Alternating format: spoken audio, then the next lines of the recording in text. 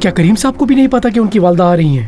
میں نے تمہیں بتایا تو تھا کہ کسی کو کچھ نہیں پتا. بس آج تم یہاں سے کہیں نہیں ہلنا. انہیں ایئرپورٹ بھی لینے جانا ہوگا تمہیں. ٹھیک ہے. ایک بات اور یاد رکھنا کہ یہ بات صرف تم اور میں جانتے ہیں کہ وہ آج آ رہی ہیں، اور اگر یہ بات میں نے کسی اور کے منہ سے سنی تو تمہاری خیر نہیں. میں کیوں بتاؤں گا کسی کو بھی یہ بات؟ اگر وہ سرپرائز دینا چاہتی ہیں تو میں کیوں خراب کروں اسے؟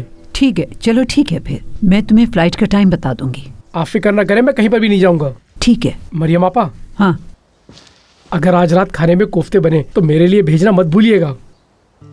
یہ بتاؤ، کیا تم روز رات کو یہاں کے بنے ہوئے کھانے نہیں کھاتے ہو جو یوں کہہ رہے ہو؟ میں نے سوچا کہ آپ کو پہلے بتا دوں تاکہ آپ تھوڑے الگ کر کے رکھ دیں. ہاں ہاں بچا دوں گی، اور اگر نہیں بنا تو بنا دوں گی پھر.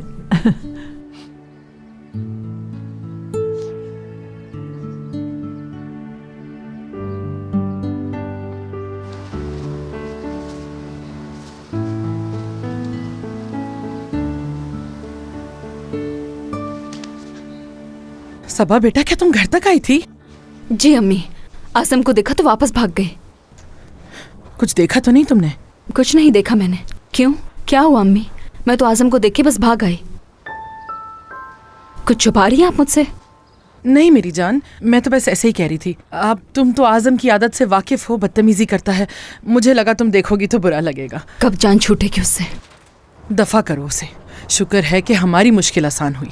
ان لوگوں نے تمہیں کانٹریکٹ پہ رکھ لیا ہے. اتنی خوشی ہوئی مجھے کہ کیا بتاؤں. اگر وہ مجھے نکالنے کا سوچ رہے ہوتے تو یہ سب نہ کرتے. اللہ تیرا شکر ہے تو نے سن لی ہماری. اب تو میں سکون کی نیند سو سکوں گی، ورنہ اتنی خوفزدہ تھی کہ اگر انہوں نے تمہیں نکال دیا تو پتہ نہیں کیا ہوگا ہم دونوں کا. یہی سوچ رہی ہوتی ہوں میں. اس آزم کی وجہ سے مل بھی نہیں سکتے ہم دونوں. تو یہ کون سا بڑا مسئلہ ہے بیٹا؟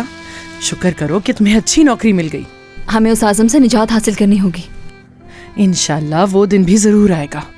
چلو اب چلتے ہیں ہم اور جا کے تمہارے ڈاکیومنٹ تیار کرواتے ہیں. اس کے بعد اچھا سا کھانا کھائیں گے اور پھر ماں بیٹی مل کے ڈھیروں باتیں کریں گے. ٹھیک ہے؟